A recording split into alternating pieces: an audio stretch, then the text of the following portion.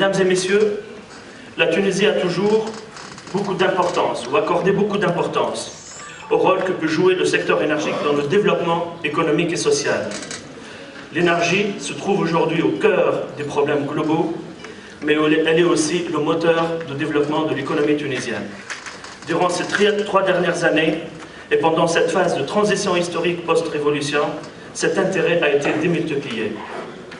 La nouvelle Tunisie que nous visons devra en effet tenir compte des questions, d'abord de pouvoir d'achat, de la qualité de vie des citoyens, mais aussi d'un développement régional équitable et d'une croissance économique forte, verte, à forte employabilité et à haute valeur ajoutée technologique. Pour réaliser ces objectifs, notre pays devra s'engager dans une transition énergétique qui permet de répondre à un certain nombre de défis. D'abord, répondre au défi de l'approvisionnement de pays de manière sûre, continue et à moindre coût. Une réflexion est en cours actuellement avec un groupe de travail, une task force, sur la transition énergétique, et j'en parlerai tout à l'heure. Au défi de la garantie de la cohésion sociale et de la lutte contre la précarité en assurant à tous l'accès à l'énergie. Au défi de la rationalité économique à travers l'adoption d'un nouveau modèle de développement économique sobre en énergie, et cela se traduit par une ventilation régionale des décisions énergétiques futures. Le potentiel important de nos régions en matière d'efficacité énergétique, d'utilisation rationnelle de l'énergie, en matière d'énergie renouvelable, nous incite à une ventilation régionale des décisions futures dans le domaine et des choix énergétiques futurs. Au défi de la rationalité écologique, notamment de la lutte contre le changement climatique et la protection de l'environnement. Aux défis mentionnés ci-dessus s'ajoute aussi le défi d'une meilleure exploitation de la position ou une optimisation de l'exploitation de la position géographique de pays. Afin de répondre à un certain nombre, nous avons lancé, et dans ce cadre-là, et pour répondre à ces défis, nous avons lancé un débat sur la transition énergétique en Tunisie à l'horizon de 2030. Ce débat a commencé le 27 juin 2013 sous le patronage du chef de gouvernement et du président de la République, est en cours actuellement au niveau des régions. Nous en avons fait à peu près une vingtaine de gouvernorats à ce jour. Ce débat, qui est composé d'abord, qui a pour objectif d'une meilleure transparence, d'une meilleure information, d'échange et de débattre quel avenir énergétique en Tunisie, est porté par une équipe de travail d'une task force composée par des universitaires, des experts indépendants, des responsables du ministère de l'Industrie et des institutions de tutelle. Ce débat sort aujourd'hui avec un certain retour qui est très important. D'abord, de partager l'information et de donner la meilleure information.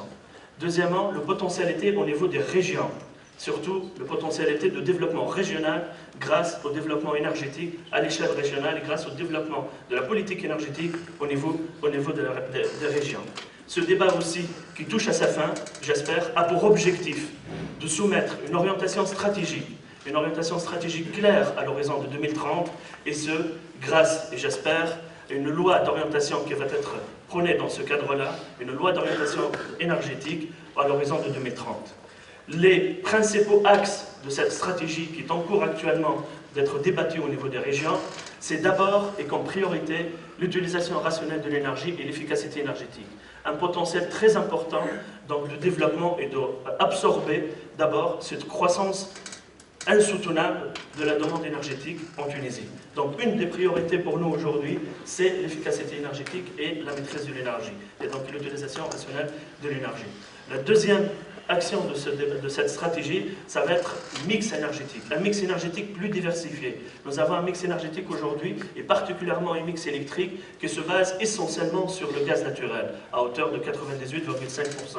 Ce mix énergétique nous coûte relativement cher aujourd'hui, et nous coûte relativement cher en termes de compensation de l'État, et ça représente aujourd'hui à peu près cette compensation 15,5% du budget de l'État, et 5% du PIB de la Tunisie.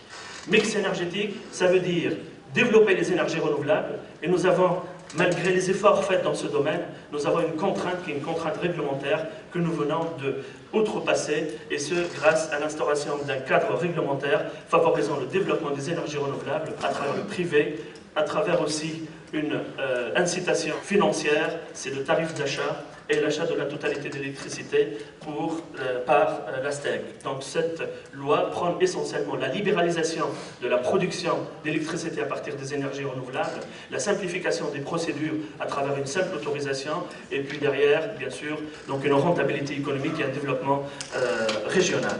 Le deuxième axe dans ce mix énergétique, outre les énergies renouvelables, c'est l'intensification de la recherche en hydrocarbures aujourd'hui. On ne peut pas s'en passer aujourd'hui, malgré les efforts importants qu'on doit soumettre dans le cadre de l'efficacité énergétique outrepasser et les renouvelables outrepasser aujourd'hui les énergies fossiles d'une façon brutale. Donc c'est par conséquent intensifier la recherche en hydrocarbures dans le sous-sol tunisien. Et les deux derniers axes de cette stratégie, c'est le renforcement du réseau électrique tunisien pour absorber cette énergie renouvelable et cette nouvelle capacité qui vont être installées à l'horizon de 2030, mais aussi renforcer les interconnexions électriques sud-sud avec l'Algérie, avec la Libye, moyennant des lignes de haute tension, mais aussi une autre priorité, c'est d'avoir cette interconnexion avec l'Europe, c'est d'avoir cette interconnexion de lignes électriques qu'on appelle les autoroutes d'électricité entre la Tunisie et l'Europe aussi. Et en dernier axe, cette orientation à l'horizon de 2030, c'est le renforcement de capacité, le transfert technologique et la formation dans ce nouveau marché énergétique qui ouvre aussi aujourd'hui des perspectives très importantes de transfert technologique, de partenariat, de coopération, que ce soit à l'échelle sud-sud, mais aussi à l'échelle nord-sud et au niveau régional, au niveau de la Méditerranée. Mesdames et messieurs, c'est dans ce cadre que le ministère de l'Industrie, à travers l'Agence nationale pour la maîtrise de l'énergie, a mis en place un plan d'action ambitieux. Nous avons une orientation stratégique à l'horizon de 2030, mais on peut parler toujours et avoir toujours des slides, et avoir toujours des beaux discours, mais concrètement, comment concrétiser tout cela? D'abord, dans le cadre de l'efficacité énergétique et de la maîtrise de l'énergie, l'ANME a mis un plan d'action ambitieux de maîtrise de l'énergie, permettant le changement d'échelle voulu dans les exercices de ce plan d'action. Ce programme arrêté pour la période 2013-2020 engendrerait des économies d'énergie primaire cumulées s'élevant à 16,5 millions de tonnes équivalent pétrole, et ça c'est d'une importance primordiale pour notre bilan énergétique et pour notre aussi économie tunisienne. Dans ce contexte, les établissements de services énergétiques constituent un vecteur intéressant pour le développement du marché durable de l'efficacité énergétique en Tunisie. L'émergence et la pérennisation de ce type d'établissement est considérée comme instrument principal pour l'accompagnement des plans d'action d'efficacité énergétique ambitieux élaborés par l'Agence nationale pour la maîtrise de l'énergie durant cette période allant de 2013 à 2020. Il va sans dire que si la Tunisie veut réellement avoir une politique volontariste en matière de maîtrise de l'énergie, il est impératif de développer le concept des entreprises de services énergétiques. Celle-ci devrait influencer une dynamique nouvelle, un recourement à une démarche technique, financière et commerciale, à même de leur permettre de capter l'intérêt des entreprises consommatrices de tous les secteurs et en particulier de l'industrie et des services. Aujourd'hui, dans le cadre de principales réformes, qui est la réforme sur la compensation en Tunisie, on le rencontre, on fait ça d'une manière concertative, participative avec l'ensemble des entreprises et particulièrement les entreprises grosses consommatrices d'électricité et de gaz. Et leur objectif aujourd'hui, c'est de voir comment mettre en place de nouvelles sources pour produire autrement qu'avec le gaz naturel et l'électricité qui coûte relativement cher à l'État. Cependant, et malgré les efforts consentis pour le développement de ce nouveau concept, en vue de la complexité de ce type de dispositif, le rôle des entreprises de services énergétiques est resté limité en Tunisie et n'a représenté que 10% de l'ensemble d'investissements de l'efficacité énergétique réalisés durant la période 2005 jusqu'en 2012. Cette phase de projet constitue certainement une avance majeure et une meilleure reconnaissance d'un tel concept qui a permis une expérimentation très utile de ce concept qui aidera aussi à établir in fine les modalités les plus appropriées pour son succès en Tunisie. À cet effet, il y a lieu de surmonter certains nombres de barrières et de contraintes qui peuvent entraver le développement à grande échelle du recours des entreprises de services énergétiques et qui nécessitent un repositionnement stratégique dans ce domaine. Et je pense que l'atelier d'aujourd'hui et les échanges vont permettre d'identifier ces barrières, mais aussi vont permettre aussi de mettre en place des actions pour lever ces contraintes et ces barrières. Mesdames et messieurs, je tiens à terme de mon intervention vous confirmer notre appui et mon appui personnel à cette initiative lancée par Medanec pour organiser ces activités de formation et de perfectionnement et au présent atelier qui vise les acteurs tunisiens intéressés pour le développement des entreprises de services énergétiques.